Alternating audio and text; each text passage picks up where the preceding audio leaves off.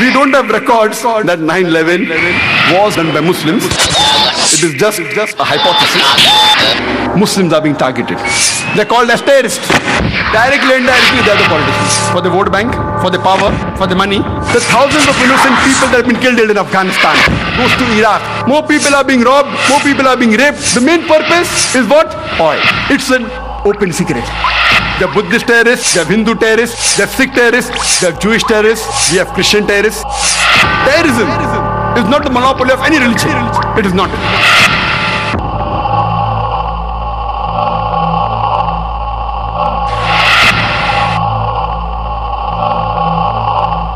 A bomb blast was done in the shopping area of Manchester where 206 people were injured. In 1998, Bambrick's bomb blast, where 500 pounds of bomb was loaded in a car in which 35 innocent people were injured. In the same year, we know from records about the Omak bomb blast where a 500 pound of bomb was put in a car and 29 innocent people were killed and 330 were injured. All these records are from non-Muslim sources. They have not been written by Muslims. All from non-Muslim sources, from Amnesty report, from BBC. If you go on the internet, you can cross-check. But many a time when the number is big, there may be a difference. Like today we know how many people killed, 296, one report says 294, one says 293, so I play it safe and say more than 290. The report, if it's a large number, may differ by few here and there. If it's a small number, it's precise. All these by non-Muslim sources. In 2001, the BBC was bought by IRA. But these people, they are not called as Catholic terrorists.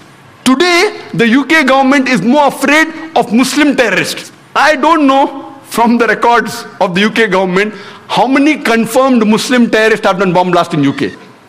Even the London bombing of 7th July, there's no confirmed report. They are suspected to be Muslims. It's not confirmed. In which more than 50 people were killed. One report says 52, one report says 56. Therefore I said more than 50 people were killed. Even if we agree for sake of argument that they were Muslims who did the 7th July bomb blast in the year 2005, yet they come nowhere close to IRA. IRA puts these bomb blasts to shame. They have killed hundreds and thousands of people. Yet today, the UK government is more afraid. IRA is doing since more than 100 years. But because of the advice of George Bush, Tony Blair is more afraid of the Muslim terrorists rather than the problem which is there for more than 100 years. We know from historical records that in Spain and France, the terrorist organization is ETA. They have conducted 36 attacks. And in Africa, there are so many organizations, the list is exhaustive. But the one which is worth noting, and one of the most notorious, is called as the Lord's Salvation Army. It's a Christian terrorist organization. They train young children to commit terrorist attacks. When we come to Sri Lanka, we know of the LTTE, Tamil Tigers. They are supposed to be one of the most notorious, most violent of all the terrorist organizations in the world. They are the people who are experts in suicide bombing.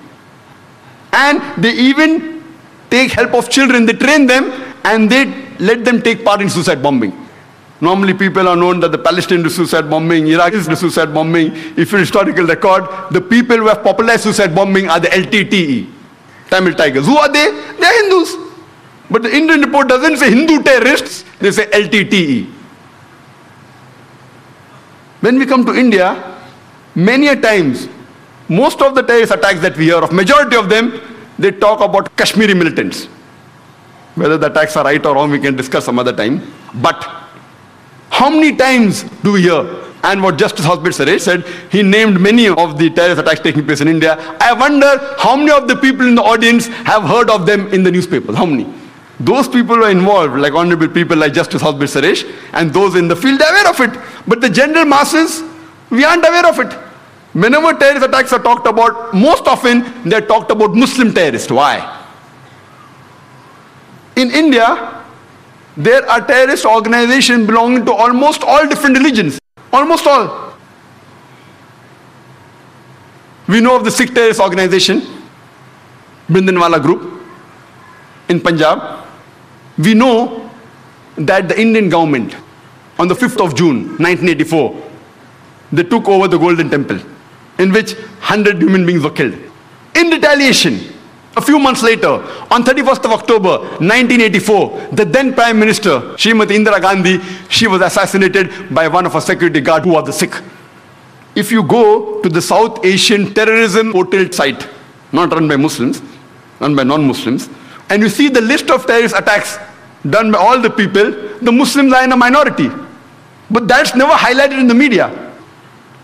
If you go to northeast of India, if you go to Tripura, the Christian terrorist organization exists, like ATTF, All Tripura Tiger Force, NLFT, National Liberation Front of Tripura. They're Christians. They have killed several Hindus. Reports, if you go on the site, 4 Hindus killed, 8 Hindus killed. On 2nd October 2004, 44 Hindus were killed and several were injured by this group. They were Christians. In Assam, Ulfa. Ulfa alone, in a span of the past 16 years, from 1990 to 2006, they have conducted successfully 749 terrorist attacks. They will put the Kashmiri militants to shame. 749 confirmed terrorist attacks. But when we read in the newspaper, we only know about the Kashmiri attacks. And I remember a couple of years back, I'm called, alhamdulillah, by God's grace, by several parts of India, from several parts of the world. I had many invitations from Kashmir, but is it the right time to go, yes or no? Finally, in September 2003, I decided to go to Kashmir. And there I gave a talk in Srinagar, and they told me, the organizers, that in the past 14 years, first time the government gave permission for a public talk. And they organized my talk in polo grounds in Kashmir, in which 100,000 people attended. In all this turmoil. And the government gave me security. I was wondering, why are these people with machine guns with me? I went on to the various sites, Gulmarg, Pahalgam, gave talks, etc. Fine. I didn't think it was required. Later on, I happened to go to Assam to give talks. And the moment I land on the airport, I find security guards around me. I said, why? And there I thanked God, alhamdulillah. If they would not have been there, I wouldn't have come back here. I did not know. I did not know that so many terrorists are there in Assam. The Ulfa are trained only to target the Muslims. They are Hindus. How many times does the press, the media report about them? Because it's not tantalizing. These reports may come in the news brief. It does appear. News briefs, how many people note it? Never in the headlines. In news briefs. Amongst the organizations, terrorist organizations, the Naxalites. We know of the Maoists. The Maoists are communist. #1 terrorist attacks that have been done in India, maximum are by the Maoists. Only in Nepal, in the past 7 years, they have conducted 99 terrorist attacks. And out of the 600 districts in India, according to the Indian government, according to the site on terrorism, they say that they are present in 150 districts of India. They have done terrorist attacks in 1/3 parts of India. #1, if you compare the people they have killed, the attacks they have done, compared to the Kashmiri militants, it's no way comparable. The Maoists are a bigger danger for India, but yet we find that the government is more afraid of the Muslim terrorists. Why? The reason is George Bush. Just a couple of days back, on the 9th of September, an article came in Times of India, not on the front page, inside, but quite a big article, that 875 rockets, a haul of ammunition, 875 rockets, which were supposed to be supplied to the Maoists, they were intercepted. And they were confiscated. And 30 rocket launchers. Imagine, it is the biggest haul in the history of India that any terrorist organization that the government has caught. 875 rockets. They can wage a war against the Indian army. And the DGP of Andhra Pradesh in Hyderabad, he was shocked. He said that with these rocket launchers, they can attack any police station, any tanks of the Indian government from a distance of 600 meters. For more than half a kilometer away, they can attack the Indian tanks, the Indian police station, and you can't do anything. Rocket launchers. Yet we see people are more afraid of people who have a beard, people who are wearing a cap, people who have trousers above the ankle. Are they more dangerous than the rocket launchers? Why? Why are they targeting the Muslims particularly? It's a question. It is a ploy of the Western media, the media controlled by the politicians. And when we analyze, we can surely say without any doubt that terrorism is not a Muslim monopoly. Not only is it not a Muslim monopoly, it is not even a speciality of the Muslims. It is not even encouraged in Islam. It is prohibited in Islam. I, being a student of comparative religion, I cannot say that all the religions say that you should not kill innocent human beings. But I can surely say that most of the religions, the majority of the religions, if you read the scriptures, they say that you should not kill innocent human beings. And the leader of all these religions is Islam. Islam says, it's mentioned in the Quran, in Surah Ma'idah chapter number 5, verse number 32. The ayat, the verse which was recited by the Qari, it says that if anyone, whether Muslim or non-Muslim, kills any other human being, whether Muslim or non-Muslim, it is as though he has killed the whole of humanity.